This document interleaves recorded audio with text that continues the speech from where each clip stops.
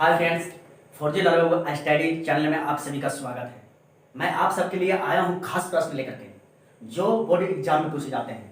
ये क्लास आप लोग मिक्स नहीं कीजिएगा, आप सबके लिए इंपॉर्टेंट होगा। जो खास करके 10th क्लास के बच्चे होंगे उन लोग के लिए तो खास करके होगा। यहाँ से 1 नंबर और 2 नंबर का क्वेश्चन हमेशा पूछा जाता है। तो दोस्तों इस वीडियो को मिक्स नहीं कीजिएगा और जो 10th क्लास का बच्चे होंगे वो खास करके हमारे बात को सुनिए, क्योंकि इसमें ऐसा प्रश्न है जो 1 नंबर और 2 नंबर प्रश्न दोनों पूछे जाते हैं। तो 2022 एग्जाम की तैयारी के लिए लग जाएगा और मैं सब आप सबके लिए ऐसे ही वीडियो बनाता रहूंगा। जो 5, 6, 7, 8, 9 के भी बच्चे होंगे वो भी वीडियो को देखते रहें, क्योंकि आगे आप सबको काम आने वाला है। और आप सब पढ़ रहे होंगे तो आप सब जान रहे होंगे कि प्रश्न क्या हम पूछने वाले हैं, और वो सब आप जानते होंगे तो उसको कमेंट बॉक्स में कमेंट जरूर कीजिएगा दोस्तों। इससे आप लोग को भी क्या होगा कि अभ्यास होगा, उस प्रश्न का आप हल जानते हैं तो आप उसका उत्तर लिख सकते हैं। तो चलिए दोस्तों मैं अब वीडियो को स्टार्ट करता हूँ। सबसे पहले यहाँ पे देखना है कि हम लोग क्या पढ़ने वाला है।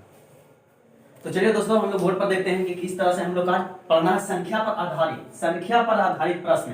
तो संख्या पर आधारित प्रश्न में हम लोग क्या जानना है, क्या पढ़ना है। तो चलिए दोस्तों हम लोग बोर्ड पर आते हैं और किस तरह से इसको हम समझाते हैं। तो आप लोग वीडियो को लास्ट तक बने रहिए और देखते हैं कि किस तरह से हम आप लोग को समझा पाते हैं। अगर हम आप सबको अच्छा से समझा पाते हैं तो दोस्तों कमेंट जरूर कमेंट कीजिएगा। तो चलिए दोस्तों सबसे पहले हम जानते हैं कि प्राकृत संख्या किसे कहते हैं।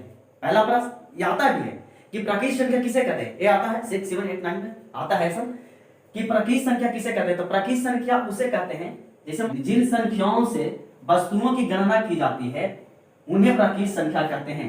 जिन संख्याओं से वस्तुओं की गणना की जा सकती है उन्हें हम प्राकृत संख्या कहते हैं। जैसे मान लिया जाए कि कोई वस्तु है, उसको हमको यहाँ पे 10-15 को वस्तु रखा हुआ तो उससे हम प्राकृतिक संख्या से गिनते हैं ना। जैसे मान लिया जाए कि जिन संख्याओं से हम वस्तु को गणना कर सकते हैं, यानी संख्या से हम वस्तु की गणना यानी गिनते हैं। यानी सिंपल सी भाषा में समझो, ठेठ हिंदी में समझो, यानी हम लोग देहाती भाषा में उसको कहते हैं कि गिनती की संख्या को हम क्या कहते हैं, प्राकृत संख्या कहते हैं। तो चलिए दोस्तों प्राकृत संख्या होता क्या है यह हम देखते हैं। प्राकृत संख्या जैसे 1, 2, 3, 4, 5, 6, 7, 8, 9, 10 डॉट डॉट डॉट डॉट ये प्राकृत संख्या होती है। प्राकृत संख्या अनंत होती है। प्राकृत संख्या के कोई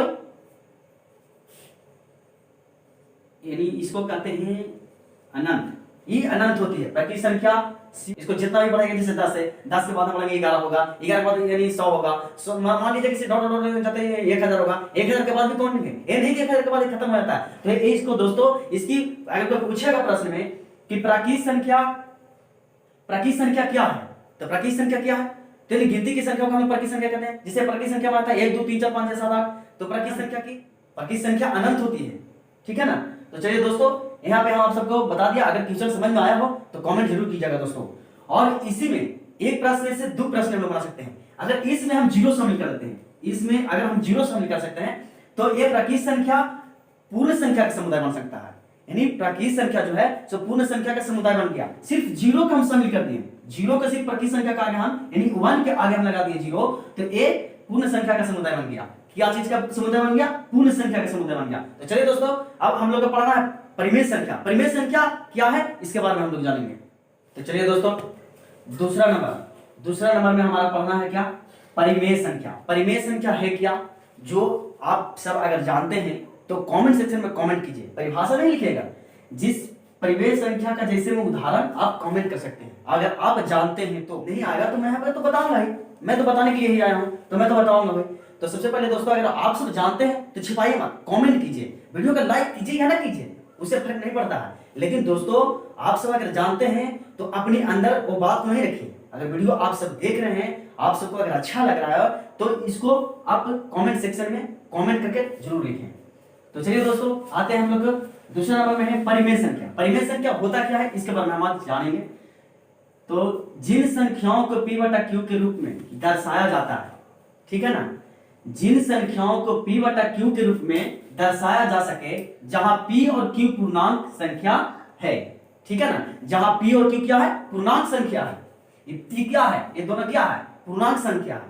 तो जबकि q के बराबर नहीं है 0, q भी बराबर नहीं है, उन्हें परिमेय संख्या कहते हैं। क्या कहते हैं, उन्हें परिमेय संख्या कहते हैं। सिंपल सी भाषा में मानो, जैसे मैं बता दिया कि p/q के रूप में दर्शाया जा सके उसे हम परिमेय संख्या कहते हैं। ठीक है ना। यहाँ पे जहां यानी पी क्यू कोई पूर्णांक है संख्या है, जबकि यानी क्यू के बराबर नहीं है 0। तो दोस्तों हमें इसे ऐसे भी बोल सकते हैं कि परिमेय संख्या किसे कहते हैं? तो परिमेय संख्या उसे कहते हैं जिसे p बटा q के रूप में लिखा जाता है। p बटा q होता क्या है इसके बारे में हम लोग चलिए देखिए, यहाँ पे देखते हैं।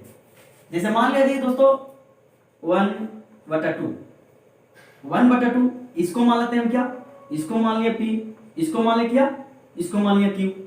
तो दोस्तों एक q है, ठीक है ना, ये p है, ये q है, इसको कहते हैं हम लोग क्या, अंश भी कहते हैं, अंश, और इसको क्या कहते हैं, हार, इसको क्या कहते हैं, हार। तो p बटा q के रूप में जो होता है संख्या उसे हम कहते हैं परिमेय संख्या। तो परिमेय संख्या p बटा q के रूप में जिसे लिखा जाता है उसे परिमेय संख्या कहते हैं। जैसे मैं हम आपको बता दिया हूं कि 1/2 यानी 2/3, 2/3, 5/4, 4 जो संख्या है वो कैसी संख्या है दोस्तों, ये आप कमेंट सेक्शन में जल्दी से कमेंट कीजिए दोस्तों, 4 कैसी संख्या है। तो ये भी परिमेय संख्या, क्योंकि बट्टा छिपा हुआ रहता है। अगर ऑप्शन में आ जाए कि 4 कैसी संख्या है, 4 कैसी संख्या है, सब क्या है, परिमेय संख्या है। ये सब संख्या है, एक छिपा रहता है, एक क्या होता है, छिपा रहता है। तो दोस्तों ये सब परिमेय संख्या है।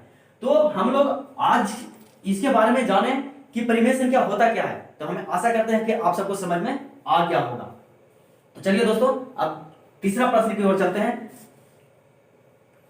तो दोस्तों अब आते हैं हम क्वेश्चन नंबर 3, यानी कहता है कि अपरिमेय संख्या किसे कहते हैं।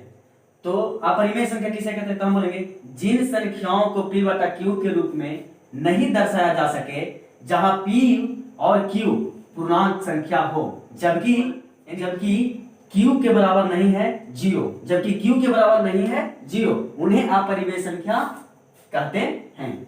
यानी कहने का मतलब है कि जिन संख्याओं को p बटा q के रूप में दर्शाया नहीं जा सकता है उसे हम क्या कहते हैं, अपरिमेय संख्या कहते हैं। जहां p और q क्या है, पूर्णांक है, जबकि यानी q के बराबर नहीं है 0, उन्हें हम क्या कहते हैं, अपरिमेय संख्या कहते हैं। तो अपरिमेय संख्या का अगर आप सब उदाहरण जानते हैं तो कमेंट सेक्शन में कमेंट जरूर कीजिए, फटाफट कमेंट कीजिए, मैं आप सबको मैं देखता हूं, रिप्लाई मैं जरूर दूंगा दोस्तों, कमेंट सेक्शन में कमेंट जरूर कीजिए। तो चलिए अब मैं बताता हूं यहाँ पे कि अपरिमेय संख्या है क्या। जैसे मान लिया जाए कि 2, 3, 5, 7, 4। दोस्तों इस सब में बताइए कौन अपरिमेय है और कौन परिमेय संख्या है। जल्दी से कमेंट सेक्शन में कमेंट कीजिए, सही से देखिए इसको। √2, √3, √5, √7, √4 परिमेय संख्या इसमें कौन है, परिमेय संख्या इसमें कौन है, जल्दी से बताइए दोस्तों, जल्दी से बताइए। चलिए दोस्तों हम सब जान गए कि आप इसको कह रहे होंगे परिमेय संख्या, सही है, क्या है, राइट है, आंसर राइट है। क्यों, मैं बताता हूं कि इसका अगर हम रूट करेंगे तो इसका रूट करेंगे तो क्या आएगा, यानी 2 गुने 2, तो 2 पर हम क्या लेते हैं 1, तो इसका आ गया क्या, 2 पर हम 2 लेते हैं, यानी रूट में है तो इसका जब वर्गमूल हम करेंगे तो 2 गुने 2 यानी गुणनखंड में करेंगे, तो अगर भाग में से करेंगे तो आप जानते होंगे। तो सबसे पहले मानिए कि 2 पर 1 लेते हैं, तो 2 पर हम 1 ले लिए, तो 2 आ गया, तो 2 के इसका बाटा क्या है, 1 छिपा है ना, तो क्या है p बटा q के रूप में, जो प्रश्न 2 में बताए थे कि p बटा q के रूप में जो रहता है उसे हम क्या कह सकते हैं, यानी परिमेय संख्या कहते हैं। और जो जिसे में इसका रूट करेंगे तो इसका रूट करेंगे तो क्या आएगा, इसका रूट आप जानते होंगे, आप लोग जानते होंगे, इसका कमेंट सेक्शन में जल्दी कमेंट कर दे, √2 के मान कितना होता है, √2 के मान कितना होता है, जल्दी दोस्तों फटाफट चलिए आप बता दें, होता है यानी 1.414 ये मतलब आगे बढ़ते जाएगा, लेकिन मिनिमम इसको हम लोग इतना मानते हैं 1.414। इसको हम ये नहीं कहेंगे कि 1.414 हम लोग नहीं कहेंगे, बोलेंगे तो गलत हो जाएगा। आप अपने लिख सकते हैं, कॉपी में आप लिख सकते हैं, मान सकते हैं, लेकिन अगर किसी के सामने हम बोलेंगे कि 1.414 तो ये गलत है, ये गलत कर देंगे, क्योंकि दशमलव के बाद एक अंक आता है 4, 1, 4। तो दोस्तों हम आशा करते हैं कि इसको भी आप आसानी से समझ गए होंगे कि परिमेय संख्या कौन है और अपरिमेय संख्या कौन है। तो √2 का आता है सिद्ध करें, √3 सिद्ध करें, √5 सिद्ध करें, यही सब आता है आप सबके क्वेश्चन, यही सब क्वेश्चन आता है 10th में। यानी √3, √4 सॉरी √2, √3, √5, √7 यानी 1/√, यानी 1 प्लस √2 यानी 7 प्लस यानी √3। तो ऐसे मतलब आता है सब आप सभी का मतलब है क्वेश्चन जो 10th क्लास में आप सबको पूछा जाता है। तो दोस्तों मैं अगला वीडियो में इस सबके सिद्ध करके बताऊंगा कि किस तरह से सिद्ध होता है। यानी क्यूब के बराबर नहीं है 0, ये मैं आप सबको बताऊंगा। इसको परिमेय संख्या क्या है, कैसे लाया जाता है, अपरिमेय संख्या कैसे है। तो दोस्तों यहाँ पे आप समझ गए होंगे कि परिमेय संख्या कौन है और अपरिमेय संख्या कौन है, क्योंकि जिसका वर्गमूल अगर पूर्ण रूप से नहीं करता है उसे हम अपरिमेय संख्या कहते हैं, और जिसका वर्गमूल अगर लग जाता है पूर्ण रूप से तो उसे हम क्या कहते हैं, परिमेय संख्या कहते हैं। तो चलिए अब अगला प्रश्न की ओर चलिए दोस्तों, क्वेश्चन नंबर 4। सबसे पहले हम लोग के और 5 6 7 8 इस सब के लिए आप सब के लिए इंपॉर्टेंट है ये प्रश्न है कि कहीं पे बच्चे मतलब बुलाते हैं कि जो लंबा अंक मिलता है, ठीक है ना। जैसे मान लिया जाए कि इतना इतना इतना इतना इतना इतना इतना। अब बच्चे इसको देखेंगे कि कटेगा कि नहीं कटेगा, कि क्या होगा, हम इसको किस चीज से लगाएं। जैसे इतना लंबा जैसे ही अंक आप लोग देखते हैं तो घबरा जाते हैं। 6 7 8 ये अच्छा से इसको ध्यान दीजिएगा किस तरह से मैं आप सबको बता रहा हूं। इतना लंबा अगर अंक आप देखते हैं तो आप घबरा जाते हैं कि कटेगा कि नहीं कटेगा, तो पता ना क्या होगा। तो दोस्तों हम आपको सिर्फ सिंपल तरीका दे रहे हैं। क्या सिंपल तरीका? यहां मानिए सम संख्या, वे प्राकृत संख्याएं जो 2 से विभाजित हो उसे हम क्या कहते हैं, सम संख्या कहते हैं, यानी सम संख्या कहलाती है। जैसे में 2 4 6 8 10। दोस्तों मैं इसको इसलिए बताया हूं, इसमें इस टॉपिक में नहीं है, ये तो सिर्फ सम संख्या यानी इवन नंबर, यानी हम लोग सम संख्या के बारे में इवन नंबर के बारे में हम लोग के पढ़ना है। लेकिन इस हम इस संख्या को बताएं कि जब सम संख्या हम लोग पढ़ रहे हैं 2 से पूर्णतः विभाजित, तो इसको भी जानेंगे कि जिस संख्या के अंतिम अंक 0 2 4 6 8 या 10 हो, ठीक है ना, वह संख्या 2 से क्या होती है, पूर्णतः विभाजित हो जाती है। तो दोस्तों इसको 2 से आप भाग लगा के देख लीजिएगा, 2 से आप क्या कीजिएगा, भाग लगा के देख लीजिएगा, ये 2 से पूर्णतः कट जाएगा, पूर्णतः विभाजित 2 से हो जाएगा। 2 से इसको अगर भाग लगाइएगा तो ये क्या हो जाएगा, 2 से पूर्ण रूप से कट जाएगा, ठीक है ना। जैसे जिस संख्या के अंतिम अंक 0 2 4 6 8 या 10 हो, वह संख्या क्या होता है, जंत मतलब यानी 0 मानो, यानी 6 या 8 मानो इसको, ठीक है ना। 6 या 8 इसी को कर दो, 0 तो आइए तो भाई वो तो कट ही जाएगा ना।